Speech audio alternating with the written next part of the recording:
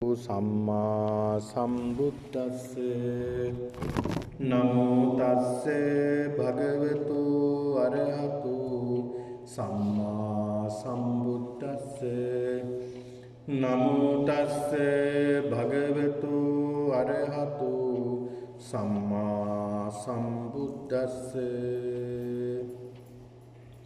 සද්දාදනං සීල දනං හිරියොත්තම්පියං දනං සුත දනං ච චාගෝච පඤ්ඤාමි සත්තමං ධනං තී.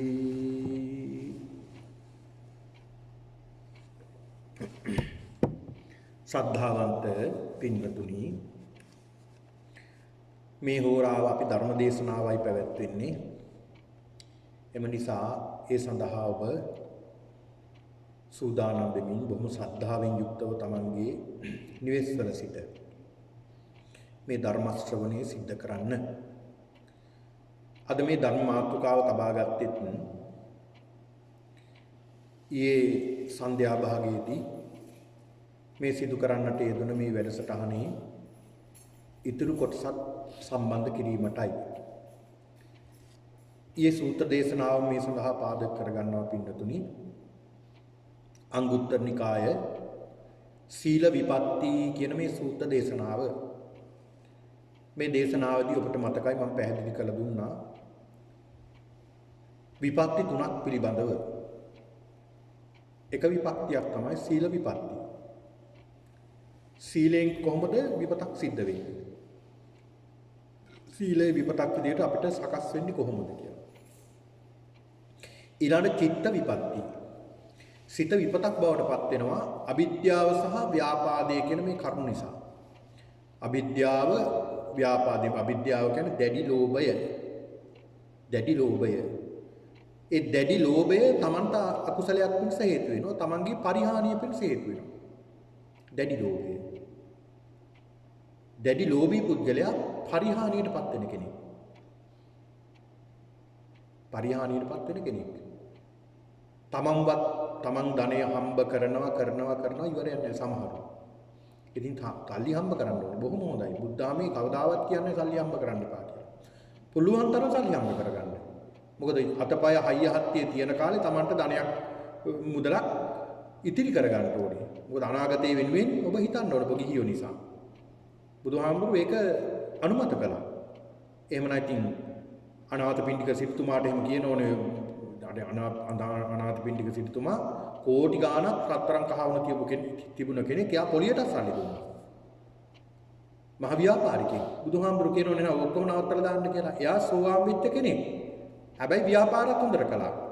බුදුහාමුදුරුවෝ මේවා ප්‍රතික්ෂේප කළා නෑ. ගිහි ජීවිත ධනය හම්බ කරන්න ඕනේ. ධාර්මිකව ධනය හම්බ කරන්න ඕනේ. දැහැමිව හැබැයි.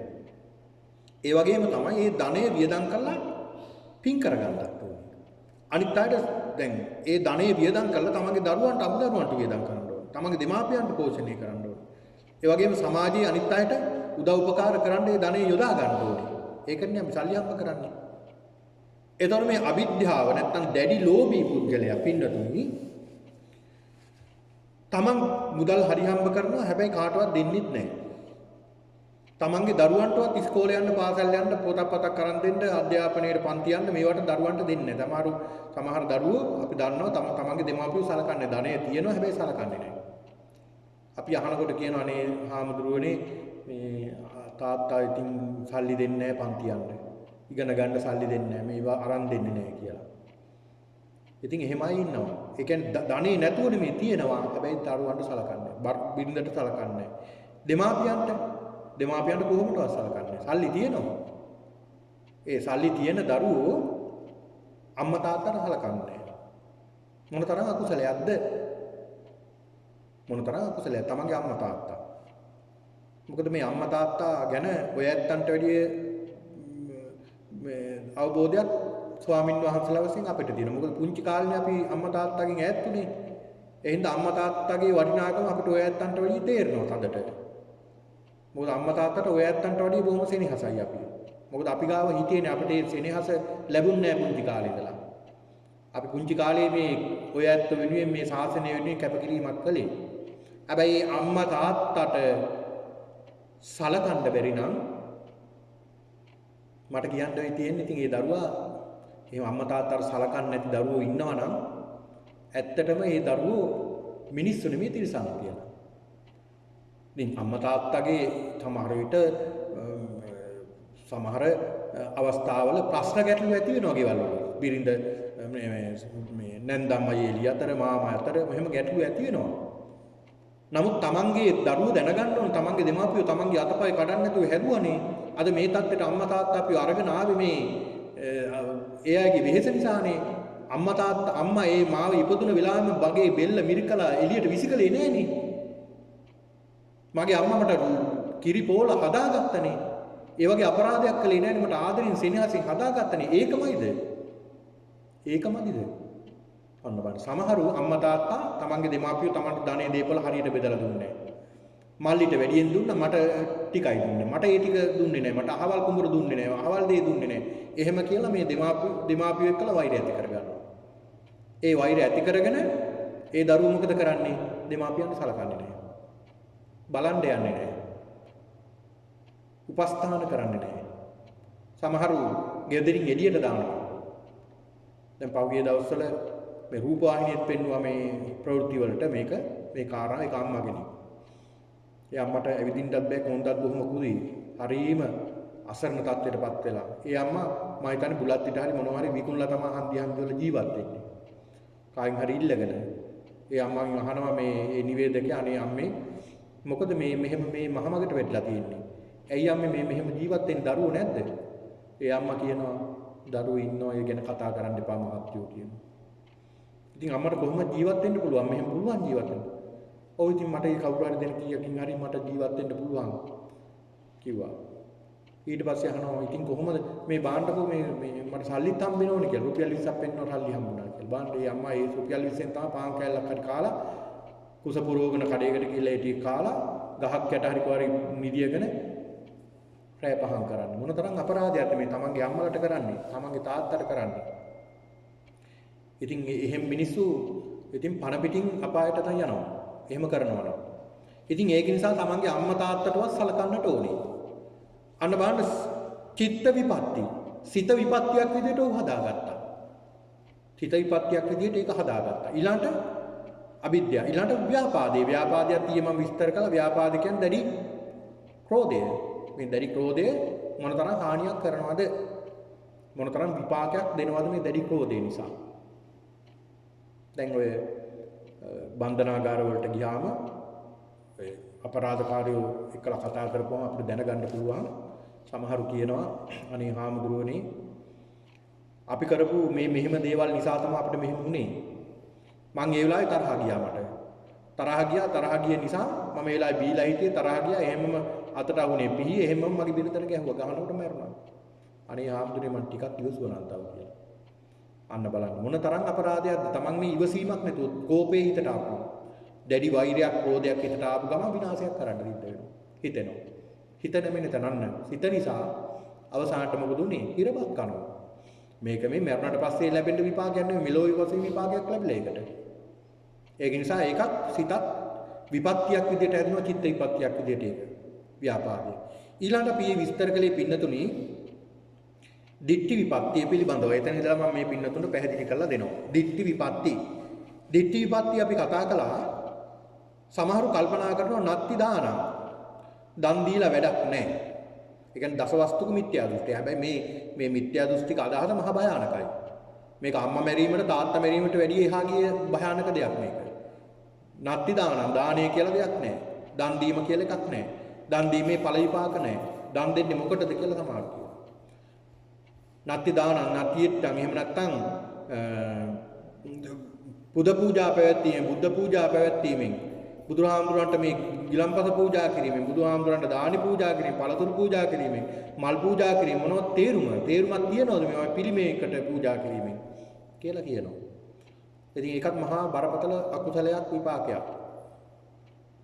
ඔන්න බලන්න. දිට්ඨිපත්තියක් විදිහට ඒක සකස් වෙන්නේ ඔහුට ඔහුගේ සසරේ විනාශයට හේතු වෙන්නේ. ඒකට හොඳම උදාහරණයක් තියෙනවා බුදුරජාණන් වහන්සේ යම් යම් සූත්‍රවල මහා පරිනිබ්බාන සූත්‍රයෙන් උන්වහන්සේ පෙන්ලා දීලා තියෙනවා ආනන්ද හාමුදුරන්ට ආනන්ද තථාගතයන් වහන්සේ නමකට තථාගතයන් වහන්සේ පිරිනිවන් පෑවට පස්සේ යම් කිසි දෙයකට තථාගතයන් වහන්සේ වෙනුවට වන්දනා කරනවා නම් එහෙම නැත්නම් තථාගතයන් වහන්සේගේ ධාතුන් වහන්සේ නමකට වන්දනා කරනවා නම් ජීවමාන සංඥාව ඇති කරගෙන අන්න ඒ පුජ්‍යලයා බුදුහාමුදුරුවන්ට කරන පූජාවක් බවට පත් වෙනවා ඒ කුසලයෙන්ම ලැබෙනවා කියලා. ඔන්න බලන්න. ඉතින් ඒක නිසා එහෙමත් මිනිස්සු ඉන්නවා. ඊළාට නත්ති සුකට දුක්කටානම් කම්මානම් පලං විපාකෝ. සමහරුන්ගේ මිත්‍යා දෘෂ්ටික අදහසක් තියෙනවා පින්නතුනි. නත්ති සුකට දුක්කටානම් කම්මානම් පලං විපාකෝ. සැප විපාකවත් දුක් විපාකවත් කියලා දෙයක් මේ ලෝකේ නැත. සැප විපාක කියලා එකකුත් නැහැ. දුක් විපාක කියලා එකකුත් නැහැ. ඒ කියන්නේ කර්ම ඵල විපාක නැහැ කියන එක. ඒ කියන්නේ කර්මය පිළිගන්නේ නැහැ සමහරව. එහෙම අය තමයි වැඩිපුර ඉන්නේ හැබැයි. මේ බෞද්ධයෝ කියන අය අතරත් ඉන්නවා එහෙම අය. කර්මයක් පිළිගන්නේ නැහැ, විපාකයක් පිළිගන්නේ නැහැ. ඕවා කරලා වැඩක් තියනවද? ඕවා කෙරුවා කියලා ප්‍රතිඵල ලැබෙනවද? ඒ හින්දා කාලා බීලා හොඳට ඉමු කියලා හිතනවා. ඒකනේ සමහර අය මහා අපරාධ කරගන්නේ. පින්කම් කියලා ගොංකම් කරගන්නේ. ඊළඟට පින්කම් වලට ගරහන්නේ. ඊළඟට පින්කම් කරනවට බාධා කරන්නේ, කරන අයට දොස් කියන්නේ. ඒක නිසා. මොකද මේ මිනිස්සුන්ට මේ විපාකයට කර්මය සකස් කරගන්නවා. බුදුහාමුදුරු පෙන්ලා දෙනවා මේ ඒකත් මහා විපාකයක්. දිට්ඨි විපත්තියක්. මේ දිට්ඨි විපත්තියේදී ඔහුට සකස් වෙන කර්මයක් ඒක.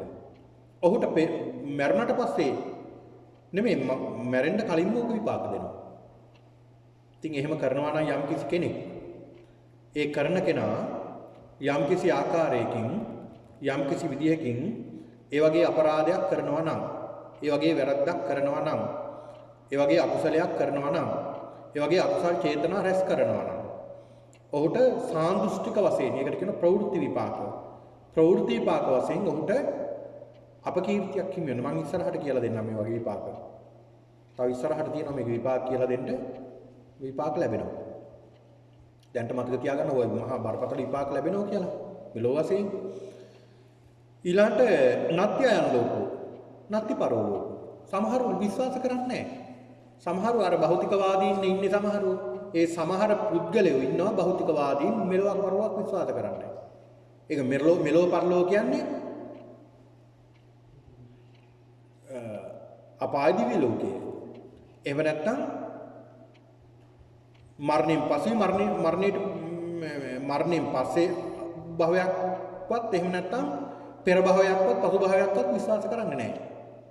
ඒ කියන්නේ උප්පත්තියක් ලැබෙනවා කියලා විශ්වාස කරන්නේ නැහැ. කොහේ ඉඳලා ආවද කොහෙට යනවද කියලා දන්නේ නැහැ. මේක තමයි පළවෙනි එක, මේක තමයි අවසාන එක. එකයි අවසානම මේක තමයි එකම මොහොත. ඒක නිසා මේකේ කාලා බීලා හොඳින් ඉමු.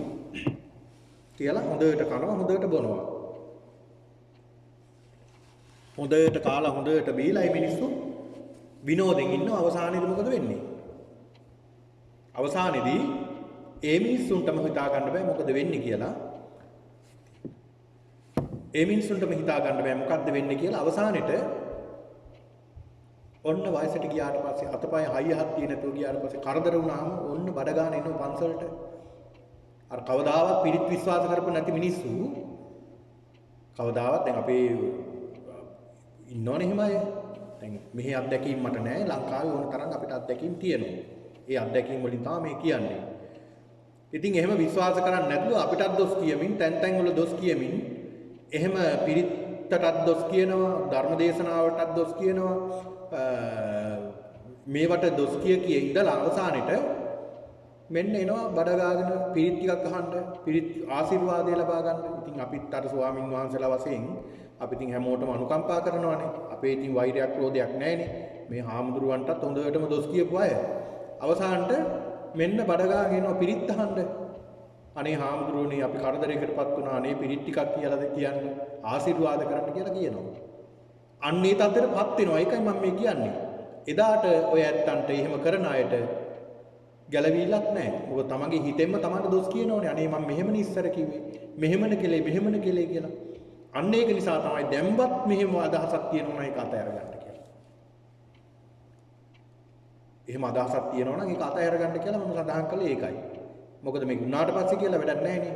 මොකද ස්වාමින් වහන්සේ නමක් විදියට මේ පින්නතුන්ට මේක කියලා දෙන එක මගේ යුතුයකම. විනාශයට යන්න පෙර. ඉතින් ඒක නිසා එහෙම කෙනෙක් ඉන්නවා නම් ඒ අයත් ගලව ගන්න අපි උත්සාහ කරන්නට ඕනේ. ඊළඟ පින්නතුනි නත්ති අයන් ලෝකෝ නත්ති පරලෝකෝ. මෙලොවක් පරලොවක් විශ්වාස කරන්නේ නැහැ. යාවත් ජීවේ සුඛං ජීවේ රිණං කෘත්වා රිතම් පිබේත්. භස්මී කෘතස්ය දේහස්ය පුනරාගමනං කෘතං. ඒක අතීතේ හරි ලස්සනට කියලා තියෙනවා. මේක වර්තමානයේ ගැනත් කියලා තියෙනවා අනාගතය ගැනත් කියලා තියෙනවා. ඒ කොහොමද? යාවත් ජීවේ සුඛ ජීවේ ඉන්නකම් හොඳ ජොලියේ ඉමු. හොඳට ජොලි කර කර අපි ඉන්නකම් ජීවත් වෙමු කියලා සමහර දින අපිට පේනවා. ඉතින් සමහරු ඉන්න හැටි බලනකොට හරියට මැරෙන්නේ නැති මිනිස්සු වගේ තමයි ජීවත් වෙන්නේ. මැරෙන්නේ නැති මිනිස්සු වගේ පින්නතුන් ජීවත් වෙන්නේ. ඒ කියන්නේ මැරෙන්නේ නැහැනේ. මැරෙන්නේ නැති නිසානේ මේ ඉඩමින් බැරි වෙලාවත් අඟලක් හරි මෙහාට තිබුණොත් ඒකට ගහ මරා ගන්නේ. ඊළාට ගහ තියනවා මෙහෙම වැටේ. ඒ ගහ මැදි කරලා එහා පැත්තෙන් වැට ගහ ගන්නවා. ඊට පස්සේ නඩු කියනවා මේ ගහ මගේ කියලා. ඔන්න බලන්න. ටික ටික අඩිය ඉඩම ලොකු කර ගන්නවා. දැන් එහෙම වුණ තරම් ඉතින් මිනිස්සු ඉන්නවනේ. දැන් සමහරව ඉන්නවා පාරත් එක්කලා තියෙනකොට මේ කුඹුර ටික රැහැලා පාරක් නැහැ බලනකොට. එහෙම තැනක් තිබුණා. ඒකයි මේ කියන්නේ. යන්න පාර තිබුණා පාර එන්න අවුරුද්දෙන් අවුරුද්ද ටික පුංචි වෙනවා. බලනකොට අර නියරින් රැහැලා කුඹුර මේ අඟල් දෙක තුන ගන්න. ඉතින් බලන්න මොන තරම් අකුසලයක්ද? ඔගේ විපාක මොකක්ද කියලා දන්නවද? මෙලෝ වශයෙන් ඔය කරන කුඹුරු ඒ වගේ ප්‍රතිඵල ලැබෙන්නේත් නැහැ. ප්‍රතිඵල එන්න දැන් ඔයයි වෙන්නේ පින්නතුනි දැන් එහෙම කරන අයට. දැන් අපි හිතමු මේ පුද්ගලයා ඒක රැහැලා ඒ කුඹුර ලුක් කරගන්න හදනවා කියලා ලෝභකමට. ඒ මෙලොවක් පරලොවක් ගැන විශ්වාස කරන්නේ නැහනේ. අනේ මේ මහජනයාන පාර නේද අපිට ප්‍රයෝජනවත් වෙනව නේද? මේකට අඟලක් හරි තව දෙනව මිසක් මේකට උදව්වක් කරනව මිසක් අපි මේක මේ සොරා ගන්න හොඳ නැහැ නේද කියලා එහෙම කල්පනා කරන්නේ නැහනේ. එහෙම වෙලා අර පුද්ගලයා හොඳට කුඹුරක් වපුරනවා. වීත් තියනවා හොඳට. වෙනදට වැඩිය හොඳ බිත්තර වීත් ගන්නලා ඉහනවා. ඊට පස්සේ හොඳට පෝරක් ගහනවා. හොඳට තෙලුත් ගහනවා. හොඳට කුඹුරක් දෙනවා. අනිත් අයට වැඩිය වතුරක් දෙනවා. වතුරක් තියෙනවා අනිත් අයට අනිත් කුඹුරු සමහරවිට එච්චර පැහෙන්නේ නැහැ. ඒ පුද්ගලයා ඒ කුඹුර හොඳට පැහෙනවා.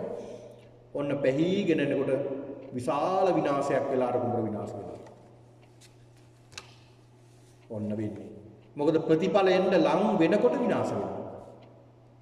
එතකොට වේදනාව වැඩි. අන්න කර්මයේ කැරකිලා දෙන හැටි. කර්මයේ කැරකි එන හැටි. අපිට ඕන විදිහට කර්මය එන්නේ නැහැ. කර්මයට ඕන විදිහට කර්මය ක්‍රියාත්මක වෙන්නේ. ඉතින් ඒක නිසා පින්නතුනි ඒ මෙලොව වශයෙන් ඒ විතරක් නෙමෙයි තව විපාක ලැබෙනවා මෙලොව වශයෙන්. තමන්ගේ ධනෙ පිරියෙනවා. තම මම කියලා දෙන්නම් ඉස්සරහට ඒ වගේ විපාක. අවසානට ওই කුඹුරේන් පණුවෙක් කළා උපදින්නේ නැද්ද? ඇයි අරකට න්‍යාස කළේ? අර ඉඩමට න්‍යාස කළේ ඉඩමට ආස කරපු කෙනා ඉඩමෙම තමයි උපදින්නේ. පස කකා උපදින මෙරි උපදින පණුවෙක් වෙනවා. ගැඩවිල්ලෙක් වෙනවා. ඔන්න බලන්න. දැන් අපි පන්සල් වල අපි දන්නවනේ. දැන් සමහරට මේ ඔය ඉන්නේ ලංකාවේ ඉන්න ගේ ගෙම්බෝ කියලා. ඉතින් මුළු වල ඉන්නේ මේ අරන් ගිහිල්ලා එළියට දානකොට විසි කරලා දානකොට ඒ සතා එළියට දානකොට අර පැත්තට හරවලා දාන්නේ අපි. මේ පන්සල පැත්ත හැදලාමයි වැටෙන්නේ. ගෙදර පැත්ත දැන් ගෙවල් වලත් එහෙමනේ. ගෙදර ඈතට ගේ සතාව දානකොට ගෙදර පැත්ත හැදලාමයි වැටෙන්නේ. කොච්චර දැම්මත් එනවා ඇතුළු. කොච්චර දැම්මත් එනවා ඇතුළු. ඒ අර බඩු ටික. මොකද උඹට ආස කරගෙන හිටපු, ලෝභයෙන් හිටපු, ගෙවල් වලට පන්සල් වලට ආදරෙන් ආසාවෙන් මේවා බදාගෙන, ලෝභගමින්, තෘෂ්ණාවෙන් හිටපු අය අන්න ගිහිල්ලා ගෙම්බ වෙලා මැරෙනවා උපදිනවා. ඔන්න ඔය ටික තමයි. අන්න ඒකයි සඳහන් කළේ. මේ වගේ විපාක එසේ මෙසේ නෑ බරපතලයි. එතෙන්ට යන්න දෙන්නේ නැතුව තමයි අපේ හිත රැක ගන්න ඕනේ. යාවත් ජීවේ සුඛං ජීවේ ඉන්නකම් හොඳට ජීවත් වෙමු. රිණං කෘත්වා රිතම් පිබේත්. රිණං කියන්නේ ණය වෙලා හරි ගිතෙල්කම් කියලා. දැන් ඉන්දියාවේ සංස්කෘත ශ්ලෝකයක් ඕක. කියන්නේ ඉන්දියාවේ ගිතෙල් කියලා කියන්නේ හරි මිලාදික ආහාරයක් මොහු වංශවතුන් ගන්න ආහාරයක් ගිතෙල් කියන්නේ.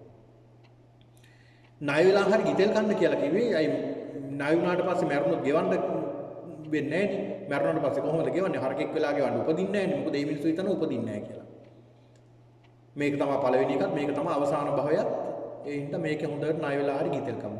බස්මී කෘතස්ස දේහස්ස පුනරාගමන කෘතක්.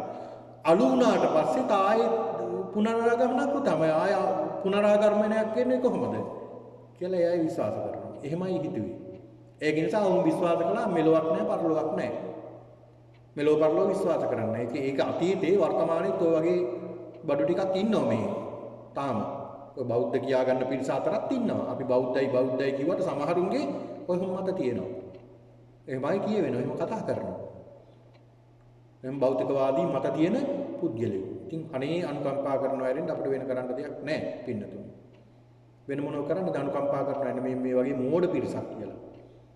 මේ තුනුරුවන් පහළ වෙලා ඉන්න කාලෙක ත්‍රිපිටකයේ මනාකොට පාරිශුද්ධව තියෙනකොට මේ වගේ පැහැදිලිව මේ පිළිබඳව කියලා දෙනකොට බුදුහාමුදුරු ගැන අපි විශ්වාසයෙන් යුක්තව කටයුතු කරනකොට ඇයි මේ මිනිස්සුන්ට මේ ප්‍රඥාවක් අවබෝධ වෙන්නේ නැත්තේ? සද්ධාවත් අඩු ගානේ. සද්ධාවත් තුන්රුවන්ට ගරහා කරන්න තු සද්ධාවත් ඇති කරගන්න. ඒකවත් නැහැ. ඔන්න බලන්න මොන තරම් අකුසලයක්ද. එතකොට නත්ති අනයි ලෝකෝ නත්ති පරලෝකෝ. නත්ති මාතා නත්ති පිතා. අන්න බලන්න. අම්මා කියලා කෙනෙක් නැහැ. අම්මා කියලා කෙනෙක් නැහැ. ඒ අම්මා කියලා කියන්නේ මේ ලෝකේ සත්වයෙක්. ඒ සත්වය තමයි අපිට උප්පත්තිය දුන්නේ. උප්පත්තිය දෙන්න එපා ඒ කට්ටිය. ඒ කට්ටිය උප්පත්තිය දුන්නා. ඊට පස්සේ යාලට අපිට සලකන්න අවශ්‍ය නැහැ. තාත්තා කියලා කෙනෙක් අපිට උප්පත්තියක් දුන්නා. ඉතින් අපිට යාලට සලකන්න අවශ්‍ය නැහැ. අම්මා කියලා කෙනෙක් නැහැ. තාත්තා කියලා කෙනෙක් නැහැ. එයාලට සලකලා වැඩකුත් නැහැ. එහෙම මතයක් තියෙනෝනේ. එහෙම මතයක් තියෙනවා. අම්මා කියලා කෙනෙක් නැහැ. තාත්තා කියලා කෙනෙක් නැහැ. අම්මට තාත්තට සලකලා වැඩක් නැහැ. ඉතින් එහෙම මිනිස්සු හදාගෙන තියෙනවා. ඔය මිනිස්සු හදාගත්ත දේවල් නේ ඔය තමන්ගේ වාසියට හදාගත්ත දේවල් අම්මා තාත්තා පිළිබඳව. එහෙම අම්මා කෙනෙක් නැහැ තාත්තා කෙනෙක් නැහැ අම්මට සලකලා වැඩක් නැහැ තාත්තට සලකලා වැඩක් නැහැ කියලා එහෙම සංකල්පයක් තියෙනවා නම් එහෙම නොසලකා හරිනවා නම් ඒක මහා භයානක කාරණාවක්. ඒ අම්මා තාත්තා මොකද බුදුහාමුදුරු පෙන්නලා දුන්නේ gedara budun බුද්ධෝ විය මාතා බුද්ධෝ විය පිතා. පන්සලට ඇවිල්ලා පින්නතුනි මොන තරම් මේ විහාරට ඇවිල්ලා මේ මල් ආසනේ මල් පිරෙන්නම මේ සකස් කරලා තියෙනවා. ඒ පුද්ගලයා අරන් එලා බුදුහාමුදුරු වැහෙන්නම සමහරලාවට මල් පූජා කරනවා. මල් පූජා කළා මෙතන පුද පූජා පවත්වලා මෙතන පෙරලි වඳින්න බුදුහාමුදුරන්ට. පෙරලි වඳින්න වරුවත් තිස්සේ වැන්දත් වැඩක් තියෙනවා අම්මට තාත්තට සලකන්නේ නැත්තම්. ගෙදර අම්මා තාත්තට බලන්නේ නැහැ. අම්මා තාත්තට සලකන්නේ නැහැ. අම්මා තාත්තා ගැන හිතන්නේ නැහැ. අම්මා තාත්තට බේත් ටිකක් අරන් දෙන්නේ නැහැ. අම්මා තාත්තට කෑම ටිකක් උයලා දෙන්නේ නැහැ. අම්මා තාත්තට පින්දහම් සිද්ධ කරගන්න අවස්ථාව සලසලා දෙන්නේ නැහැ. අම්මා තාත්තට දොස් කියලා නැත්තම් ගහලා ගෙදරින් පන්නලා ගෙදරින් එළියට දාලා අම්මා තාත්තා යාචකයෝ වගේ පාරක් ගානේ ඇවිදිනවා. එහෙම නැත්තම් මහලු මඩමේට ගෙනිහිලා දාලා මෙතන ඇවිල්ලා වඳිනවා අපූර්වයකට වඳිනවා බුදුහාමුදුරන්ට අනිත් අයට පේන්න මේ අපි මේ බොහෝම සද්ධාවන්තයෝ. බොහෝම භක්තිවන්තයෝ. අපි මේ වගේ පින් කරගන්න අය කියලා කතාවෙන් බලන්න ඕනේ අය බොහෝම හොඳයි වගේ පේන්නේ. හැබැයි අභ්‍යන්තරේ කුණු වෙලා. ඒකයි මම දවස්කුත් සඳහන් කළේ පින්නතුනි සුදු ඇඳගෙන එනවා. හැබැයි ඇතුලේ කළු. සුදු ඇඳගෙන එන හැබැයි ඇතුලේ කළු. අපිට පේනවා සුදු. ඒ කියන්නේ බාහිරින් සුදු තිබ්බට අපිට විශ්වාස කරන්න බෑ ඇතුලේ කළු නම්. හැබැයි සමහරුන්ගේ බාහිර කළුයි අභ්‍යන්තරේ සුදුයි. බාහිර කළුයි අභ්‍යන්තරේ සුදුයි. බලන්න. ඉතින් මෙහෙම පුද්ගලයෝ ඉන්නවා. ඒක නිසා අපේ හිතයි පිරිසිදු කරගන්න ඕනේ. හිත බාහිර නෙමෙයි අභ්‍යන්තරේ පිරිසිදු වෙන්න ඕනේ. අභ්‍යන්තරේම තමන්ගේ අම්මාට තාත්තට සලකනවා නම් අම්මා තාත්තා කියන්නේ මෙහෙම අය කියලා දැනගෙන ඒ අම්මා තාත්තට gedara බුදුන් වගේ සලකනවා නම් ඒ දරුවන්ට කවදාවත් වරදින්නේ නැහැ. බලන්න මොන තරම් ආශිර්වාදයක්ද අම්මා තාත්තා අපි අම්මට තාත්තට වඳිනකොට අපේ ඔළුවට අත තියලා පුතේ උඹට තුනුරුවන්ගේ සරණයි. දුවේ උඹට දලදා හාමුදුරුවන්ගේ පිහිටයි කියලා ඔළුව අත ගාලා අපි විඳිනවා. ඒ ආශිර්වාදයේ ලක්ෂ කෝටි ගණන් සල්ලි තිබ්බත් ගන්න පුළුවන්ද? බෑ. ඒ ආශිර්වාදය ගන්න බෑ. අම්මගේ තාත්තගෙන් විතරයි. ඒ වෙලාවේ මොන තරම් හැඟීමකින් යුක්තව අම්මා තාත්තා ඒ ආශිර්වාද කරන්නේ. ඒක පින්නතුනි, ඒක දන්න දරුවෝ අම්මට තාත්තට බුදුහාමුදුරුවන්ට සලකනවා වගේ තමයි සලකන්නේ. බුදුහාමුදුරුවෝ කියලා හිතාන තමයි සලකන්නේ. අම්මා තාත්තා. ඒ තරමට එහෙම අය අපි දැකලා තියෙනවා. එහෙම අය දන්නවා, අපේ ප්‍රදේශෙත් ඉන්නවා එහෙම අය. ඒ වගේ අම්මට තාත්තට සලකන බොහෝ දෙනෙක්. එහෙමත් කලාතුරකින් කෙනෙක් තමයි එහෙම නොසලකා හරින්නේ අම්මට තාත්තට. ඔන්න බලන්න. අම්මට තාත්තට නොසලකා හරින්නේ එහෙමත් කලාතුරකින් අය. එහෙම බොහෝ දෙනෙක් සලකන අය ඉන්නවා. ඉතින් ඒක නිසා ඒ අය බොහෝ පින් කරගන්නවා. මං කියන්නේ ඒකයි පින්නතුනේ පන්සල් එන්න එපා. සිල් ගන්න දෙන්න ඕනෙත් නෑ. අම්මට තාත්තට සලකන්න. ඒ ඇති. එතනින් ඔය ඇත්තන්ට විමුක්තියක් ලබා ගන්න පුළුවන්. මෙතන අම්මට තාත්තට සලකන්නෙත් නෑ. අම්මට තාත්තට බේත් ටිකක් ගෙනල්ලා දෙන්නෙත් නෑ. කෑම ටිකක් හදලා දෙන්නෙත් නෑ. අම්මා තාත්තා මහලු මඩවට දක්කලා මෙතෙන්ට ඇවිල්ලා සිල් ගන්නවා. මෙතන ඇවිල්ලා භාවනා කරනවා. මෙතන ඇවිල්ලා පෙරලි වඳිනවා. මොන තරම් ලැජ්ජා යුතු කාරණාවක්ද? ඉතින් මේකේ විපාකය ඔය ඇත්තන්ටත් ওই ටිකම තමා කියලා හිතා ගන්න. හොඳ කතාවක් කියන්නම් මම. උදාහරණ කතාවක්. එක පවුලක හිටියා මේ අම්මා මේ තාත්තා මහලුයි. තාත්තයි අම්මයි මේ අම්මයි තාත්තයි ඉන්නකොට මේ දරුවෙක් හිටිය එකම පුතා මේ පුතාට කසාදයක් කරලා දුන්නා. කසාදයක් කරලා දීලා ටික දවසක් යනකොට දරුවෙකුත් ලැබුණා. මේ දරුවත් පොඩි කාලෙදී මේ බිරිඳ දැන් කල්පනා කරනවා තමන්ගේ ස්වාමියාට අදහස් දානවා මේ අම්මා තාත්තා කියලා කියන්නේ බොහොම සලකන්න බෑ. හරි කරදරයි. හැමතැනම බුලත් පිට කාලා බුලත් කියලා ගහනවා. නොඑක් විදිහට පිරිසිදුකමක් නැහැ කිය නොඑක් දොස් කියනවා. ඉතින් අර බිරිඳගේ කීම අහලා මේ ස්වාමියාත් මොකද කළේ? අම්මා තාත්තා ගෙනිහිල්ලා දාන්න කොහේ හරි අතරමං කරන්න තමයි දැන් මේ සූදානම. දැන් කූඩයක් හදනවා, ලොකු කූඩයක් අම්මා තාත්තා ඒ කූඩේට දාලා අරේ තියාගෙන ගිහලා විසි කරලා දාන්න කොහේ හරි කැලේ කරා හරි අතරමං කරලා. කූඩේ හදන ගමන් පුංචි පුතා ඇවිල්ලා අහනවා තාත්තේ මොකද්ද ඔය හදන්නේ? පුතේ මේ කූඩයක් හදනවා. මොකටද තාත්තා මෙච්චර ලොකු කූඩයක්?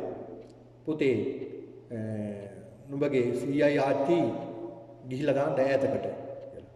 එහෙම තාත්තේ එහෙනම් ඒක හොඳයි. එහෙනම් ඔය කූඩේ ගෙනල්ලා සීයයි ආච්චි ගිහිල්ලා දාලා ඔය කූඩේ ගෙනල්ලා තියන්නකෝ පරිස්සම් කරලා කිව්වා. ඒ මොකටද පුතේ?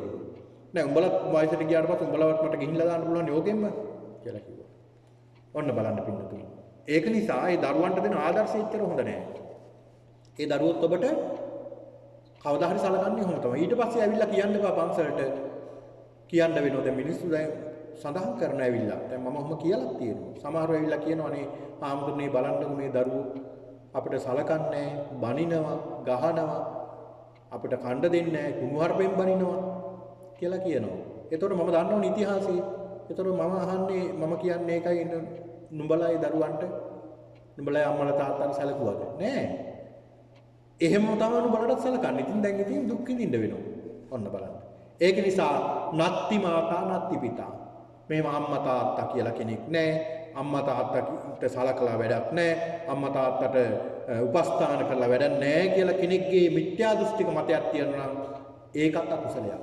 බරපතල අකුසල මේ කියන්නේ. එසේ මෙසේව නෙමෙයි කියන්නේ. මේ 10ම බරපතලම අකුසල. අර ආනන්තරීය පාප කර්ම තව හොඳයි මේකට වැඩිය. මොකද ආනන්තරීය පාප කර්මයක් කරගත්තාම පින්නන්නේ කල්පයයි. මේකේ ඉතින් කල්පෙද දෙකද තුනද කල්ප 100ද 1000ද කියලා බුදු කෙනෙකුටවත් බුදුහාමුදුරුවෝ දේශනා කරනවා කියන්න බෑ ඒ තරමට මහා විපාකයක් ලැබෙන්නේ කියලා. ඊළඟට නත්ති ආයන් ලෝකෝ නත්ති පරෝ ලෝකේ නත්ති මාතා නත්ති පිතා නත්ති සමන සම්මාගත සම්මා පටිපන්නා සයං අභිඤ්ඤා සමුද්දේශය. මේ ලෝකේ බුදුවරු කියලා කෙනෙක් නැහැ. සත්‍ය අවබෝධ කරපු කෙනෙක් නැහැ. ඊළාට රහතන් වහන්සේලා නැහැ. ඊළාට එහෙම අය කියලා පිරිසක් නැහැ කියලා සමහරු කියනවා. ඒකත් මිත්‍යා දෘෂ්ටික අදහසක්. එහෙනම් සමහරු බුදුහාමුදුරු බුද්ධත්වයට පත් වුණා කියලා විශ්වාස කරන්නේත් නැහෙනේ. සමහරු එහෙමයි. ඊළාට සමහරු කියනවා ඉතින් බුදුහාමුදුරුවෝ ඔය ඉතින් බුදු වුණා කිව්වට අපි දන්නේ අපි දැක්කද? එහෙමත් කියනවා සමහරු. ඊළඟ සමහරු කියනවා රහතන් වහන්සේලා නැහැ නිතින්. අවසාන රහතන් වහන්සේ තමයි මලියදේව මහරහතන් වහන්සේ අනුරාධපුරේ වැඩ හිටිය. ඒ අවසාන මහරහතන් වහන්සේ මේ මලියදේව රහතන් වහන්සේ. එතනින් පස්සේ රහතන් වහන්සේලා නැහැ කියලා කියනවා. එයා හරියට අතීතේ අනාගතය ගැන දැනගන්න පුළුවන් නුවණක් පහළ වෙච්ච කෙනෙක් වගේ තමයි කියන්නේ. කොහොමද එහෙම කියන්නේ? අතීතේ රහතන් වහන්සේලා වැඩ හිටියනම් වර්තමානයේත් වැඩ ඉන්නවනම් අනාගතෙත් පහළ වෙනවනම් එයාට එහෙම කියන්න බෑ. මොකද වර්තමානයේ රහතන් වහන්සේලා නැහැ කියලා කියන්න බෑ. දුර්ලභයි හැබැයි. එදා තරම් නැතුව ඇති. හැබැයි රහතන් වහන්සේලා නැහැ කියන්න බෑ. වැඩ ඉන්නවා. මේ ලෝකේ විශ්වයේ වැඩ ඉන්නවා රහතන් වහන්සේලා. උන්වහන්සේලා මේ රූපවාහිනී වලට ඇවිල්ලා සාකච්ඡා වලට ඇවිල්ලා අත දික් කරලා අත උස්සලා මම රහත් වෙලා මම සෝවාන් වෙලා එහෙම කියන්න උන්වහන්සේලා එච්චර මේ අවශ්‍යතාවයක් නැහැ. උන්වහන්සේලා ඒ ලැබුවා වූ චිත්ත විවේකයේ උන්වහන්සේලා විවේකයෙන් වනාන්තරයට වඩා ගත කරනවා. අවශ්‍ය වුණොත් උන්වහන්සේලා සමාජයට වැඩිනවා.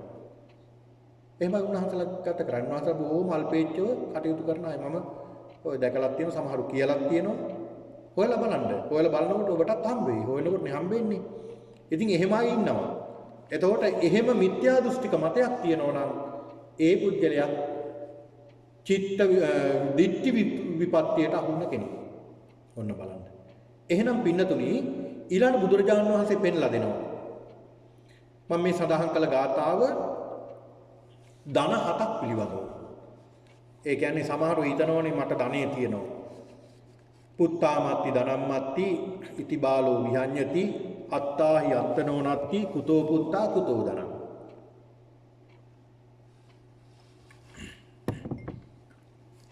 පුත්තාමත්ති ධනම්මත්ති මට දරුවෝ ඉන්නවා. මට ධනෙ තියෙනවා. මට ඕන දෙයක් කරන්න පුළුවන්. මට කරන්න බැරි දෙයක් නැහැ. ඕනෑම දෙයක් කරන්න පුළුවන්. ගෑණියෙක් මිනිහෙක් කරන්නයි මිනිහෙක් ගෑණියෙක් කරන්නයි විතරයි මට බැරි කියලා සමහරු කියනෝනේ.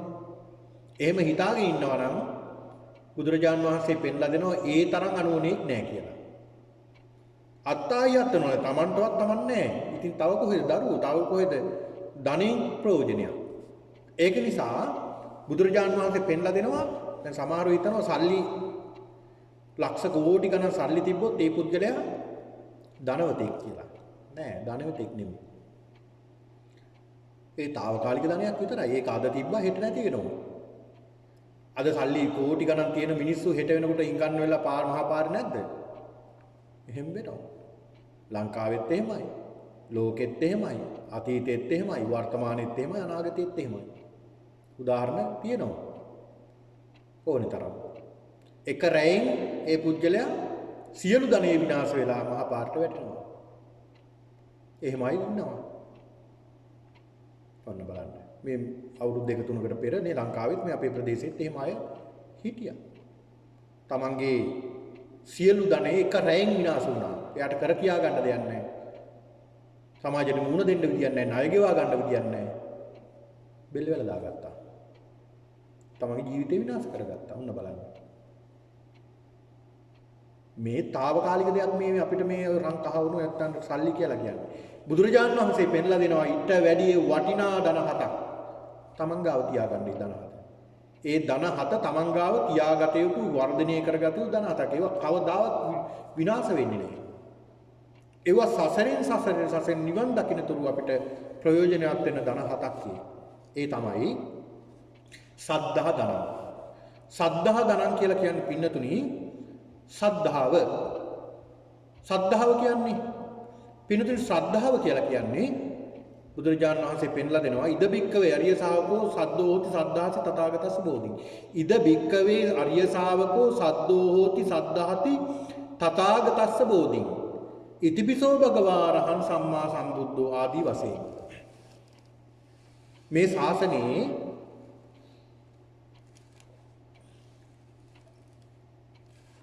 යම්කිසි භික්ෂුවක් යම්කිසි පුද්ගලයෙක් බුදුරජාණන් වහන්සේ පිළිබඳව ප්‍රසාදයෙන් අන්න ශ්‍රද්ධාව කියන්නේ ප්‍රසාදය පැහැදීම මේ ප්‍රසාදයෙන් යුක්තව අදහන සුළු බවට පත් වෙනවා නම් අන්න ඒ පුද්ගලයා ශ්‍රද්ධාවන්තයෙක් බවට පත් වෙනවා. තථාගතස්ස බෝධි. ඉතිවිසෝ භගවා ඒ භාග්‍යවතුන් වහන්සේ අරහත් සම්මා සම්බුද්ධයි විද්‍යාචර්ය සම්පන්නයි සුගත ලෝකවිදු මේ විදිහට බුදුරජාණන් වහන්සේ ගැන විශ්වාසයක් ඇති වෙනවා. ශ්‍රද්ධාව කියන්නේ විශ්වාසය. මෙන්න මේ විශ්වාසය තමයි පළවෙනි කාරණාව පින්නතුනි. අංක 1. මේ විශ්වාසය ඇති කරගන්න. මේ ශ්‍රද්ධාව ඇති කරගන්න. තුන්රුවන් කෙරෙහි ශ්‍රද්ධාව බුදුරජාණන් වහන්සේ කෙරෙහි ශ්‍රද්ධාව ඇති කරගන්න. ඒ ශ්‍රද්ධාව කියන්නේ පින්නතුනි නිවනේ දොරටුවක්. ශ්‍රද්ධාවම ඇති ප්‍රඥාව දියුණු වෙන්න. ඔන්න බලන්න. කොච්චර වටිනා කාරණාවක්ද මේ ධනෙ. ඉතින් මේ ශ්‍රද්ධාව කියන කන කල්පනා කරන්න ඕනේ මං ගාව ශ්‍රේෂ්ඨ ධනයක් තියෙනවා. ශ්‍රේෂ්ඨ ධනයක් මේ ශ්‍රද්ධාව කියන්නේ. ශ්‍රද්ධාව තියෙන කෙනා කිසි දෙයකට බය වෙන්න දෙයක් නැහැ. ශ්‍රද්ධාව තියෙන කෙනා. මොකද ශ්‍රේෂ්ඨ ධනයක් ඔහු ගාව තියෙන්නේ. නොනැසෙන ධනයක් තියෙන්නේ. ඉතින් කනගාටුවට කාරණාව සමහරු ගාව ඒ ශ්‍රද්ධාව නැහැ. සමහරු බලන්නේ ප්‍රඥාවෙන්ම තමයි බලන්නේ. තමන්ගේ දැනුමින්ම තමයි බලන්නේ. තමන්ගේ දැනුමේ මට්ටමින් තමයි බලන්නේ. දිව්‍ය ලෝක කියලා දෙයක් නැහැ. අපි දැකලා තියෙනවා දෙවියෝ කියලා ඉන්නවනම් පේන්න දෙපැයි. අපාය කියලා තියෙනවා නම් පේන්න දෙපැයි අපිට. දකින්න දෙපැයි. විද්‍යාඥයෝ තාම හොයාගෙන නැත් මේවා. විද්‍යාවෙන් ඔප්පු වෙලක් නැහැ. මේ මෙහෙම තමයි මිනිස්සු කියන්නේ. හැබැයි මේ මිනිස්සු දන්නේ නැහැ විද්‍යාවට තව බුදුහාමුදුරුවෝ දේශනා කරපු වගේ අල්ප මාත්‍රයකටවත් ලම්බෙන්න පුළුවන් වුණා කියලා. විද්‍යාවට මොනවට ලම් වෙලා තියෙන්නේ විද්‍යාඥයෝ? විද්‍යාඥයෝ මොනවට ලම් වෙලා තියෙන්නේ? විද්‍යාඥයෝ මොනවද දන්නේ? විද්‍යාඥයෝ ඇත්තටම බුදුරජාණන් වහන්සේ ප්‍රඥාව හා සම කරනව විද්‍යාඥයෝ දන්නේ නැහැ. තාම ලදරු අවදියේ. දැන් පෞද්ගලික දැන් අවුරුදු දැන් අපි පුංචි කාලේ අපිට මතකයි අපි ඉගෙන ගන්නකොට මේ විශ්වයේ ග්‍රහ මණ්ඩල 9ක් තියෙනවා කියලා අපිට කියනවා. සෞර ග්‍රහ මණ්ඩලය, නව ග්‍රහ මණ්ඩලය. බුධ, ශුක්‍ර, පෘථිවි, අඟහරු, බ්‍රහස්පති, සෙනසුරු, යුරේනස්, නෙප්චූන්, ප්ලූටෝ කියලා. මෙන්න මම දැක්ක පහුගිය අවුරුදු 5කට කලින් තවත් දෙකක් අලුතෙන් හොයාගෙන කියලා. ඉතින් කාටද මේවා කියන්නේ? ඉතින් තව ටිකක් කල් යනකොට මේ දෙක නෑ කියලා කිව්වොත් විද්‍යාඥයෝ තව ටිකක් කල් යනකොට නෑ මේ දෙකක් නෙමෙයි හතරක් තියෙනවා කියලා. ඉතින් විද්‍යාව තව ලම් වෙලාවක් තියෙනවද අද බලන්න. බුදුහාමුදුරුවෝ මේ විශ්වය ගැන විතරක් නෙමෙයි සක්වලවල් කෝටියක් සක්වල ගැන බුදුහාමුදුරුවෝ දේශනා කළා. ඉතින් හිතන්නවත් පුළුවන්. ඒක ප්‍රඥාවටම ගෝචර වෙන දෙයක්. එතකොට පින්නතුනි මෙන්න මේ බුදුරජාණන් වහන්සේගේ මේ ප්‍රඥාව උන්වහන්සේගේ පිළිබඳව උන්වහන්සේගේ ගුණ පිළිබඳව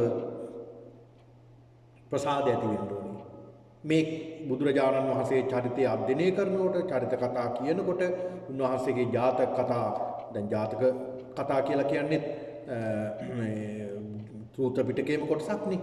බුදුරජාණන් වහන්සේ දේශනා කළ අපි හිතමුකෝ මේ ජාතක කතා සමහරු විශ්වාස කරන්නේ නැහනේ. ජාතක කතා මේ ජාතක කතාවක් අහලා ඒකෙන් ශ්‍රද්ධාවක් ඇති වෙනවා නම් බුදුරජාණන් වහන්සේ චරිතය ගැන මේකෙන් කියන්නේ. ඒතර උන්වහන්සේ චරිතය ගැන උන්වහන්සේ පෙර භවයන් ගැන මේ සඳහන් කරන මේවා දේවල් අහලා ශ්‍රද්ධාවක් ඇති කරගන්න. බුද්ධ චරිතය ගැන අහලා ශ්‍රද්ධාවක් ඇති කරගන්න. ඒ ශ්‍රද්ධාව පින්නතුනි හරි වටිනවා. හැබැයි එහෙම ඇති කරගන්න බැරි මිනිස්සු ඉන්නවා. ඒතකොට ඒවටත් දොස් කියනවා. ඔන්න බලන්න. ඒවටත් දොස් කියනවා. ඒ මිනිස්සුන්ගේ ඇදී දොස් කියන එක. කම්ප්ලේන්ට්.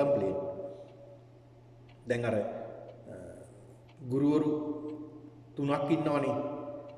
දැන් අධ්‍යාපනඥයෝ සඳහන් කරන ගුරුවරු වර්ග 3ක් ඉන්නවා කියලා. ඒ තමයි පළවෙනි එක තමයි කම්ප්ලේන්. දෙක එක්ස්ප්ලේන්. අනික තමයි ඉන්ස්පයර්. පළවෙනි එක තමයි සඳහන් කරනවා ඒකේ සඳහන් කරනවා කම්ප්ලේන්. හැමතිස්සෙම කම්ප්ලේන්. හැමතිස්සෙම ඒ අය කම්ප්ලේන් කරන එකයි කරන්නේ. ඒ ගුරුවරයා. ඒ අය කම්ප්ලේන් කරනවා නිතරම. හොඳක් කරුවත් කම්ප්ලේන්, නරකක් කරුවත් කම්ප්ලේන්. මොකුත් නොකර හිටියත් කම්ප්ලේන්. ඊළඟට සමහර ඉන්නවා එක්ස්ප්ලේන් කරනවා, පැහැදිලි කරනවා. හරි හොඳට පැහැදිලි කරනවා. හැබැයි ඒක මේ වටින්නේ ඊළඟට සඳහන් කරනවා ඉන්ස්පයර් අර heart to heart talk නේ. ඒ කියන්නේ හදවතට කතා කරන අය. හරි විරලයි. ඉතින් ඒක නිසා මිනිස්සුත් ඔහොම තමයි. ඒක නිසා තමන්ගේ ප්‍රඥාව තම නැනපනමනින් දැනගන්න. ඒක නිසා මේ ශ්‍රද්ධාව පින්නතුනේ ඇති කරගන්න. ශ්‍රද්ධාව හරි වටිනවා. ඒ ශ්‍රද්ධාවන්ත වෙන්න තුන්රුවන් කෙරෙහි දැන් බලන්නකො නේ. ඇත්තටම දැන් අපි මේ ධර්මයේ ශ්‍රවණය කරන අපේ සිංහලයිනේ.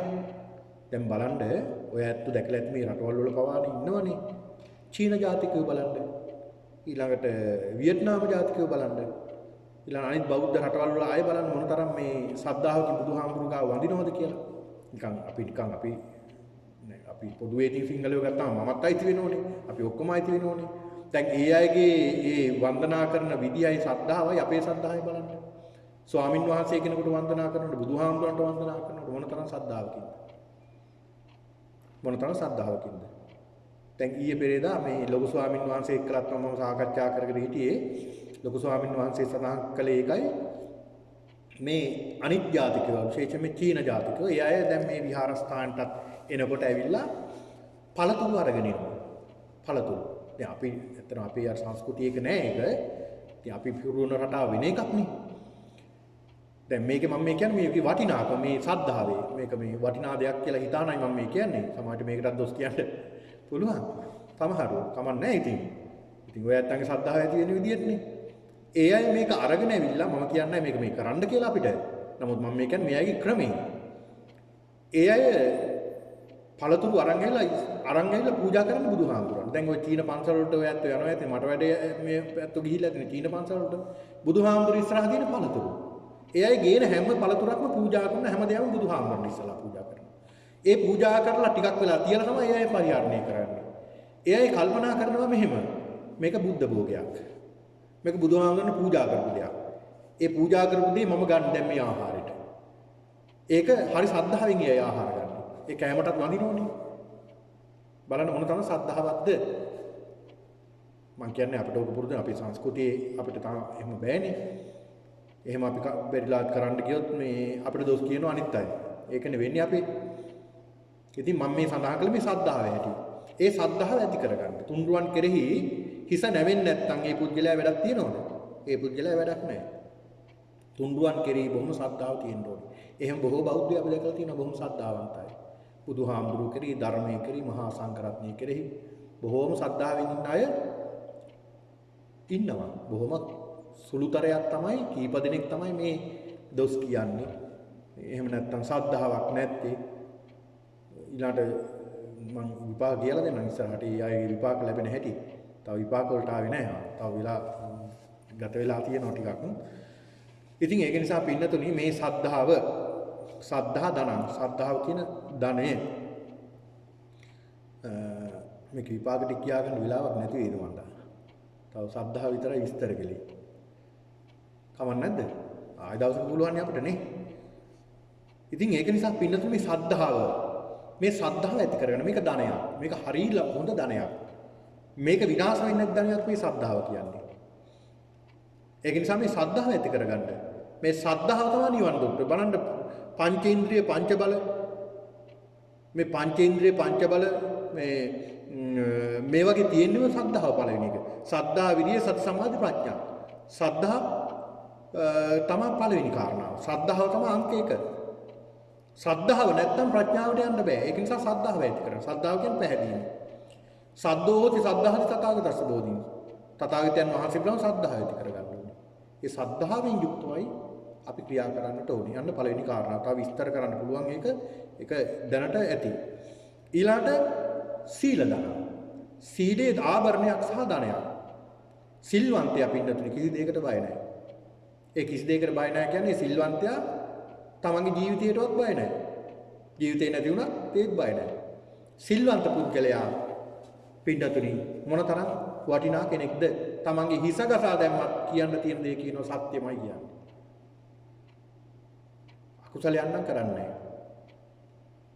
ඒ සීලවන්තයාගේ හැටි. එතකොට සීලය කියන්නේ කුමක්ද? සීලේ විස්තර කරනවා කාය වාචානං සමෝදානං සීලං. කය වචනේ සමෝදානය. සමෝදානය නැත්තම් සම්බර කර ගැනීම. හික්මීම තමයි සීලය කියලා කියන්නේ. කය වචනේ විදිහට එළියට එන්නේ හිතේ තියෙන දේවල් ඔන්න මතක තියාගන්න. හිතේ තියෙනවා නම් යම්කිසි දෙයක් කුසල හෝ අකුසල හිතේ තියෙනවා නම් ඒක තමයි එළියට එන්නේ අවුට්පුට් එකක් තමයි කය වචනේ කියලා කියන්නේ. දැන් හිතේ තියෙන එක වචනෙන් එළියට දාන්නේ ටක් ගාලා. ඊළඟ ක්‍රියාවෙන් එළියට දාන්නේ. දැන් ඒකනේ කියන්නේ අර මේ කවියක් එහෙම තියෙනවා හරි ලස්සන කවියක් ඔය පැරණි කවි. ඒකෙන් කියන්නේ ගසට කෙටුම ගස මුල පෑ දුමෙන් දැනේ මිනිහා නොමිනිහා යන කඩිසරින් දැනේ. අමුතු බද්දීම අත ඇල්ලුමෙන් දැනේ. හානාහිය පානාඩ හැරින් දැනේ. කියලා කවියක් තියෙනවා ලස්සන කවිය. ඒකෙන් කියන්නේ පින්නතුනි මේ පුද්ගලයාගේ ස්වરૂපය අඳුර ගන්න පුළුවන් මේ පුද්ගලයා කරන ක්‍රියාවෙන්. ඒ පුද්ගලයා කරන ක්‍රියාවෙන් ඒ පුද්ගලයාගේ අමුතු බද්දීම අත ඇල්ලුමෙන් දැනේ. අතෙන් අල්ලන විදිහෙන් තේරුම් ගන්න පුළුවන් බත් කණ්ඩ එන්න කියනවද නැත්නම් බත් කණ්ඩ එපා කියලා යන්න කියනවද කියලා. එහෙමනේ. දැන් සමහරු එහෙමනේ එහෙම දැන් කෑමල හැටි කළා. අපි නම් ඉතින් දැන්ම කන්නේ නැහැ. ඉතින් අපි මේ ටික අරන් ගිහිල්ලා වගේ තමයි කන්නේ. එහෙමත් කියනෝනේ. එතකොට හිතනෝනේ මේ මිනිස්සයා දෙන්න නෙමෙයි මේ මිනිහා දීමේ සිරිතක් නැහැ මේ පුද්ගලයාගේ. එතකොට මේ පුද්ගලයාගේ තියෙන්නේ ගෙනියන සිරිතක්, ට්‍රස් කරන සිරිතක් මේ පුද්ගලයාගේ තියෙන්නේ. එතකොට හිතේ තියෙන්නේ මේ දේ නෙමෙයි දැලුවේ එළියට ආවේ. වචනින්. වචනින් එළියට ආව හිතේ තියෙන දේ. ඒ පුද්ගලයාගේ. හිතේ තියෙන දේ අවුට්පුට් එකක් විතර අපිට දැක් ගන්න පුළුවන්. ඒ පුද්ගලයාගේ හැබැයි ඒ පුද්ගලයාට ඒක නොතේරෙන්න තමයි අනිත් අයට කියන්න හදන්නේ. හැබැයි අපිට තේරෙනවා ඒක. තේරෙනවා. ක්‍රියාවත් එහෙමයි. අර අතින් මෙහෙම අල්ලන්න ඕනේ. දැන් මේ වැලමිටින් අල්ලනවා වගේ නම් කියනවලු යන්න කියනවා. කියන්නේ ඇයි අල්ලපු ගමන් ලෙස්සනවනේ. අනේ බට්ටියක් කාලේ යන්න කියලා වැලමිටින් අල්ලපුවා ඒක නා දන්නවා මේ ඛණ්ඩ නෙමෙයි කියන්නේ. යන්න කියලායි කියන්නේ. දැන් ඛණ්ඩ දෙන කෙනා නම් කැම ටිකක් ඛණ්ඩ කියලා කැමැත්තෙන් කැම ටික ඛණ්ඩ දෙන කෙනා නම් යන්න හදනකොට මොකද කරන්නේ?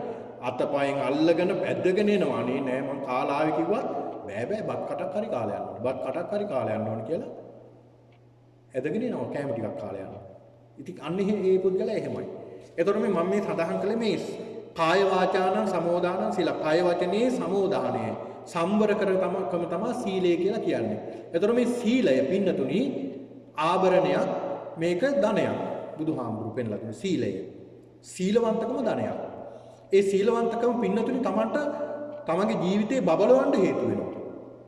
මොනවා නැතත් තමන්ට සීලය තියෙනවා. එහෙම තමන්ට සතුට වෙන්න පුළුවන්. සමහර ඒ පුද්ගලයේ සිල්වන්තයාට සල්ලි නැති වෙන්න පුළුවන්. ගෙවල් දොරවල් නැති වෙන්න පුළුවන්. යාන වාහන නැති වෙන්න පුළුවන්. සමහරට රස්සාවක් නැති වෙන්න පුළුවන්. හැබැයි පුද්ගල සීලේ තියෙනවා. ඒක ශ්‍රේෂ්ඨයි. ඒ පුද්ගලයා සතුට වෙනවා මට සීලවන්තකම තියෙනවා. අනිත් අයට නෑ ඒක. මට තියෙනවා. මම අනිත් අය ප්‍රාණඝාත කරනවා. හැබැයි මම ප්‍රාණඝාත කරන්නේ නෑ. මම සීලවන්තයි. මම සත්තුන්ට හානි කරනවා. සත්තුන්ට ආදරේ කරුණාව මෛත්‍රිය පතුරවනවා. එන්න මම සීලවන්තයි. මම අනුන්ගේ දේ සොරා ගන්නෙ නෑ. ඒක නිසා මම සිල් නැහැ. මිනිස්සු ඉන්නෝනේ මේ සිල් සමහරු ඉන්නෝ විපාක දෙනකොට කියන්න ඒකත්. එතකොට තමයි හොඳ රසවත්. ඊළඟට මේ පුද්ගලයේ පින්නතුනි එහෙම ඉන්නවා සමහරු.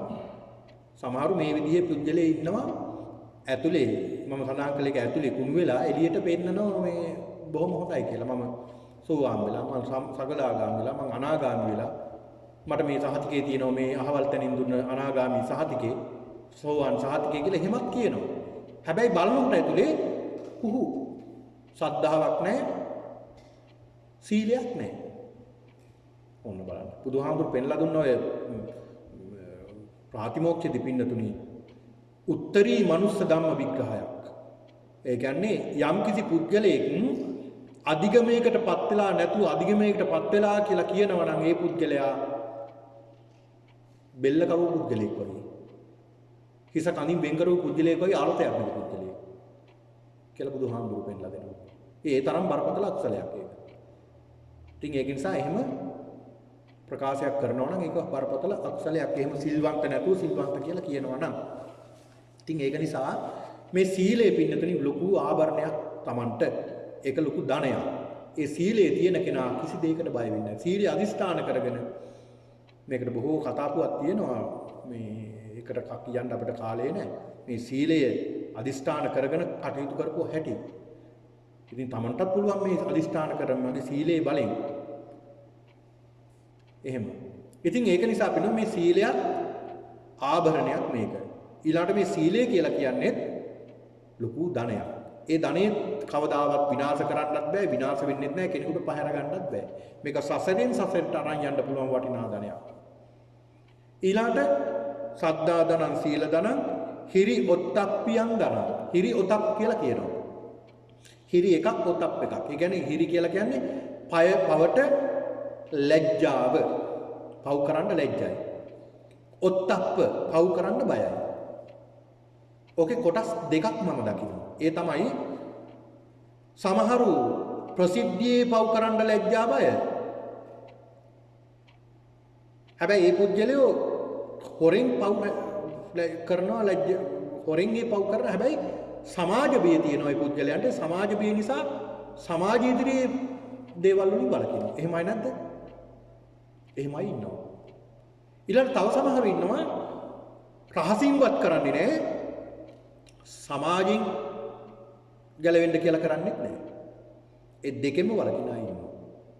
දැන් එහෙම අය බොහොම විරලයි. ඒ කියන්නේ බොහෝ දුරට ඉතින් රහත් භාවයටපත් වෙන්න ඕනේ ඒ වගේ දෙයකින් වලකිලා ඉන්න නේ. ඒ කියන්නේ සමහර පව් අපි අකුසල පව් කරනවනේ හොරෙන් රහසිගතව තව කෙනෙකුට පෙනී කියලා බොහොම රහසින් ඒ වැරදි කරනවනේ. ඒකත් ඉතින් යම්කිසි ගැන පවක් තමයි. නමුත් යම්කිසි ඒ පුද්ගලයාගේ ගුණයක් මේක. ඒ පුද්ගලයාගේ තියෙන ගුණයක් ඒ රහසින් අනිත් අයට පෙනෙයි කියලා හොරෙන් කරන එකවත් අඩු ගන්න. සමහරව එහෙම නෙමෙයිනේ. මේක ප්‍රසිද්ධියේ මේ වැරදි අනිත් අයටත් පේන්න අකුසල් කරගන්නවානේ. මං කියන්නේ මේ ඒක අකුසල් කරන් ඒවා හොරෙන් හරි කරන්න කියන එක නෙමෙයි. එහෙම අපි අතින් සිද්ධ වෙනවනේ අකුසල්. ඒ කියන්නේ බුදුහාමුදුරු රහසින්වත් පව් නොකලසේක් කියන්නේ බුදු කෙනෙක්. බුදුවරු එහෙම කරන්නේ නැහැ. රහසින්වත් පවක් කරන්නේ නැහැ. රහතන් වහන්සේලෙන් පව කරන්නේ නැහැ රහසින්වත්. හැබැයි ප්‍රත්‍යඥ මිනිස් විදිහට අපි අතින් යම් යම් කුසල කර්ම පව් සිද්ධ වෙනවා රහසින්. එතකොට මේ හිරි උතප් කියන දෙක අපි ගාව තියෙනවා. සමහර මිනිස්සු පින්නතුනේ ලැජ්ජාවක් නැහැ බයක් නැහැ. පවට ලැජ්ජාවක් නැහැ පවට බයක් නැහැ. මේ හිරි කිතයක් නැතුව පව් කරනවා. ඔන්න බලන්න. මිනිස්සු. ඉතින් ඒක නිසා මේ ලැජ්ජා බය කියන්නේ පින්නතුනේ ලෝක ධර්මයක්. ලෝකපාලක ධර්මයක් මේ ලැජ්ජා බය කියන්නේ. ඉතින් මේ දෙක අපි ගාව තියාගන්න ඕනේ. අඩුම ගානේ මම නම් කියන්නේ පන්සිල් අටසිල් ඕනේ නැහැ. පන්සිල් ඕනෙත් නැහැ. මේ හිරියොතප් දෙකවත් රැකගන්නilla. අඩු ගානේ ඒකවත් සමහර මිනිස්සුන්ගේ නැහැනේ හිරියොතප් දෙක. මේ හිරි සහ උතප් පවට ලැජ්ජාව සහ පවට බිය කියන දෙක ඒකත් ධනයක් පින්නතුනි. ඒකත් විශාල හොඳ වටිනා ධනයක්. පවට ලැජ්ජාව වීම පවට බය වීම. දැන් පව් කරන්න බය වෙන්න ඕනේ. පව් කරන්න ලැජ්ජාව වෙන්න ඕනේ. සමාජ බය ඇති වෙන්න ඕනේ. මට මේ සමාජයෙන් දොස් කියනවා. ඒක නිසා මේ පව් කරන්න මම කැමති නැහැ. මම මේ පව කළොත් මේ සමාජයෙන් දෝෂයක් ලැබෙනවා. දෝෂයක් අහන්න ලැබෙනවා. සමාජය මට බනිනවා. මගේ දෙමාපියෝ බනිනවා, සහෝදරයෝ බනිනවා, ගුරුවරු බනිනවා, මගේ යාළුවෝ බනිනවා, මිත්‍රයෝ බනිනවා, සමාජයේ මිනිස්සු මොනවා කියයිද කතා කරයිද? මම මේ පව කළොත් කියලා ඔහු එකෙන් වළකිනවා සමාජ බිය නිසා. පව කරන ලැජ්ජයි. ලැජ්ජා වෙන්නේ මේ පව කළොත් මට මහා ලැජ්ජාවක් ඇති වෙනවා. ඒක නිසා එකකින් වළකින්න ඕනේ කියලා ඒ වළකිනවා ඒ පවෙන්. මෙන්න මේ කියන ලැජ්ජාව සහ බය. පවට ලැජ්ජා වීමත්, පයට පව කරන්න බිය වීමත් ඒකත් ධනයක්. ඒකත් ධනයක්. සමහරු ඉතින් බලන්නකො ලැජ්ජාවක් නැතුව, බයක් නැතුව කරන අකුසල් දිහා දකින්නකොට, පව් දිහා දකින්නකොට මොන ලෝකයන්ටද මේ මිනිස්සු මේවා කරන්න කියලා හිතෙනවා. බලන්න. මොන ලෝකයන්ටද කියලා. මේ පොදුවේ කරන වැඩ මම ඊයේ සඳහන් පොදුවේ කරන වැඩ හරි අවංක වෙන්න ඕනේ අපි. පොදු වැඩ. දැන් සමිති සමාගම් වල වෙන්නේම ඕකනේ. බොහොම ස්වල්පයයි ඒ වගේ අවංකව සිද්ධ කරන්නේ. පොදුවේ කරන වැඩ පින්නතුනි ඒව හරි අවංක වෙන්න ඕනේ. අවංකව කරන ඒ වැඩ කටයුතු ඒ විදිහටම ප්‍රතිඵල ලැබෙනවා. හැබැයි ඒකෙන් දැන් බලන්නකෝ ඔය මොනතරම් ඔය වංචා දූෂණ වෙනවද? මම කියන්නේ ලංකාවේ මෙහි මම දන්නේ නැහැ. මෙහෙ එහෙම වෙන්නේ නැහැ ලංකාවේ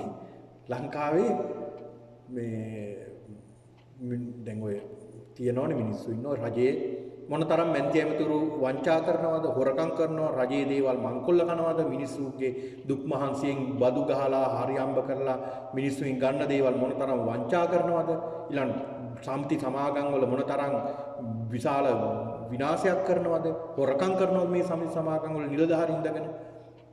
මොකද වෙන්නේ? බලන්න ඉතින් සාන්දෘෂ්ටික විපාක, ප්‍රවෘත්ති විපාක මෙලොව වශයෙන් මේ මිනිස්සු පිරිහෙනවා පින්නතුනි. පිරිහෙනවා කියන අන්ත පිරිහෙන්නපත් වෙන එහෙම කරනවා. ඒවා බලාගෙන ඉන්නකොට පිරිහෙනවා. අපි ඒ කර්මයේ මැරෙන්න කලින් දෙනව කොහොමද? හතේ එකක් එන්න මෙපෑ. ඉතින් ඒක නිසා අපි දැකලා තියෙනවා හිමාය. එහෙම මහා විනාශයන් කරන අය දැන් සමිත් සමාගම් වල ඊට පස්සේ රජයේ දේවල් මංකොල්ල දාපු එක්කෙනෙක් හිටියා උදාහරණ දෙන්නම් ඉතින් තියෙනවා. උසාවියකමයි වැඩ කළේ. උසාවියකමයි වැඩ කළේ බොහෝ වංචා කරලා. උසාවියේ ප්‍රධාන සාමාන්‍යයෙන් එතන වැඩ කරපු ප්‍රධාන කෙනෙක් විදිහට වැඩ කරලා තියෙන වංචා කරලා නායකයන් අරගෙන එක දේවල් කියලා ඊළාට වංචා කරලා එහෙම කරලා අවසානට අවුවෙලා දෙතුන් පාර අවවාදත් කරලා ඒත් මේක අහලා නැහැ අවසානට සියලු ධනේ දීපල කායසන්තක වෙන්න ගිහිල්ලා ඒත් සියදී හානි කරගත්තා. ඔන්න බලන්න විපාක ඒක අත ළඟ විපාක තියෙනවා වගේ. ඒක නිසා මෙව හරි භයානක. මේවා පෙරලි එන්න ගියාම අර කරත්ත රෝදේ පෙරලි එනවා වගේ තමයි තම පිටපස්සෙන් එන්නේ. මේකේ 7 මේ භව විපාක දෙන්නේ. ඊටු ටික ගියාට පස්සේ දෙනවා. ඊට පස්සේ ආයේ බේරන්න බෑ. ඊට පස්සේ පින්නතුනි කොච්චර පන්සලට ඇවිල්ලා පෙරලි වැද්දත් වැඩක් නෑ අකුසල් කරලා. ඒකයි කියන්නේ මේ යම්කිසි අකුසලයක් කරනවා නම් ඒක මෙතනින්ම නැති කරගන්න. ඒකයි මේ ධර්ම දේශනාවක් අහන එකෙන් තියෙන වටිනාකම. මෙතනින්ම නැති කරගන්න ඒක. ගෙනියන්න එපා මෙතනින් එහාට. තමන්ගේ මොකක් හරි වැරදක් තියෙනවා නම් ඒක සකස් කරගන්න කියන්නේ. ඒකට දොස් කියන්නේ නෙමෙයිනේ. ඒකට දොස් කියන්න නෙමෙයි අපි කියන්නේ මේ ධර්ම දේශනා සඳහන් කරන ධර්මය අහන්නේ මේ පින්නතුන් යම් කිසි වරදක් තමන්ගේ තියෙනවා නම් මෙහෙම කරන කෙනෙක් අහගෙන හරි ඉන්නවා නම් අනේ මම මේ වරද අදින් පස්සේ නැති කරගන්න ඕනේ කියලා එතනින් සකස් වෙන්න පුළුවන් කෙනෙක්ට. බැරි කමක් නැහැ. දැන් අඟුලිමාල හාමුදුරු සකස් වුණානේ. මිනිමරුපු කෙනෙක් අඟුලිමාල. මහ වුණාට පස්සේ ආයෙ කලේ නැහැ. කුරා භූමියකටවත් හිංසා කලේ නැහැ. බලන්න මොනතර ශක්තිමත් කෙනෙක්ද. ඉතින් ඔබටත් එහෙම වෙන්න පුළුවන්. ඉතින් ඒක නිසා මේ ලැජ්ජා බය දෙක අපි ගාව තියාගන්නට ඕනේ. ඒක ධනයක් කියලා හිතා ගන්න වටිනා ධනයක්. ඊළඟට සුත ධන. සුත කියලා කියන්නේ බොහෝ උගත් බව කියන්නේ. උගත්කම. සුත කියන්නේ ඉස්සර දැන් සුත කියලා කියන්න පින්නතුනි ශ්‍රවණය කිරීම. බුද්ධ කාලයේ වෙනකොට පොත්පත් තිබ්බේ නැහැ බලන්න. කියන දේ අහලා තමයි ඉගෙන ගන්න. ඒක නිසා තමයි සුත ධනය කියලා කියන්නේ. ඒ කියන්නේ උගත්කමක් ධනයක් ඇත්තටමනේ. උගත්කම තියෙනවා නම් ඒ පුද්ගලයාට ලොකු ධනයක් ඒක. දැනුගත් බව. ඒ දැනුගත් බව පාණ්ඩිත්‍ය බව. ඒකත් උගත්කමක් වටිනවා. හරීම වටින ධනයක් ඒක. මොකද මේ උගත්කම තියෙන කෙනා යන තැන බබලනවා. හැබැයි ඉතින් මේකත් ප්‍රකාශ කරන්න ඕනේ උගත්කම ගණගත් අයගෙත් ඉන්නවා සමහරු උද්දච්ච අය. ඒ කියන්නේ තමන්ගේ උගත්කම නිසා සමහරු මාන්නය ඇති කරගෙන. ඒතකොට ඒක ධනයක් නෙමෙයි. ඒ පුද්ගලයා මෝඩෙක් එතකොටනේ. ඒ පුද්ගලයා මෝඩෙක්. උගත්කම තියෙන පුද්ගලයා උගත්කම ඔලුවට ගහලා එහෙමනේ කියන්නේ උගත්කම ඔලුවට ගහලා ඒකෙන් සමාජයේ තලා පෙලා පීඩනයටපත් කරනවා නම් ඒ පුද්ගලයා තරම් මෝඩෙක් තවත් නැහැ. ඉගෙනගත්ත පුද්ගලයා හරියට වී කරලක් වගේ වෙන්න ඕනේ. වී කරල පැහෙන්න අර බොල් වී කරල කොහොමද? මෙහෙම කරගෙන ඉන්නව කෙලින් ආයේ නැමෙන්නේ නැහැ. බොල්නේ. හැබැයි පැහුණ වී කරල බිමට බර වෙලා ලස්සනට. ආන් මේ වගේ වෙන්න ඕනේ අපි උගත් වෙන්න බුද්ධිමත් වෙන්න ධර්මයේ දැනගන්න සමහර වෙලාවෙ ධර්මයේ පවා දැනගන්නකොට සමහරු ටිකක් දැනගෙන අර පිරුණු කලේ දියනසලේ කියලා කියනව නේද? පිරුණු කලේ දිය සෙල්ල වෙන්නේ නැහැ. හැබැයි පිරුණු නැති කලේ දිය හෙල වෙනවා. පොඩ්ඩක් දැනගෙන සමහරු පෙන්වන්න යනවා. පොඩ්ඩක් දැනගෙන සමහරු පෙන්වන්න යනවා. සමහර විට මොනවා හරි ධර්මයක් කොහෙන් හරි අහගෙන අපි ධර්මයේ දන්නවා. අපි තරම් දන්න ධර්මයේ දන්න අය හාමුදුරුවෝත් ඉන්නවා. ධර්මයේ දැන් අපි තරම් කියලා කතා කරලා බලනකොට මේ ලෝකයක් දන්නේ නැහැ. ඒ ඉතින් Taman දන්නවා කියලා දැනගෙන ඉන්නවා. එහෙම දේශනාවකුත් තියෙනවා. එහෙම තමන් දන්නෝ කියලා දැනගෙන දන්නේ දන්නෝ කියලා පෙන්නනවා. ඉතින් ඒක නිසා පින්නතුනි සුත ධනෙ ඒක හොඳට ඔබ පොත්පත් කියවන්න, ධර්ම ඉගෙන ගන්න, උගත්කම ඇති කර ගන්න, විවිධ විෂයන් පිළිබඳව ඔබ ඉගෙන ගන්න. විවිධ දැන් ඒකට මේ උපාධි ගන්න අවශ්‍ය නැහැ. ඔය පොත්පත් තියෙනවා ඒ වගේ ඉගෙන ගන්න පුළුවන්. ඉතින් ඒ වගේ හොඳ ලෝකයේ ගැන දැනුවත් භාවයක් තියෙන්න ඕනේ. අහලා දැනගෙන ඉගෙනගෙන කියවලා හොඳ අවබෝධයක් ලබා ගන්න හැම ශිෂ්‍යයෙක් පිළිබඳව හැම දෙයක් පිළිබඳව අන්න ඒ පුද්ගලයා ඒකත් ධනයක් වෙනවා. ඒකත් ධනයක්. කාල වේලාව පින්නතුනි අවසానයි. අපි මේ ධර්ම දේශනාවේ ඉතුරු කොටස අපි ඉදිරියට සිද්ධ කරනවා. හොඳයි එහෙනම් සියලු දෙනාටම තෙරුවන් සරණයි කියලා ප්‍රාර්ථනා කරනවා. දැන් විවේක කාලයයි තිබෙන්නේ. නැවත අපි 2:45ට නැවතත් මේ වැඩසටහන ආරම්භ කරනවා. තෙරුවන් සරණයි සියලු දෙනාටම.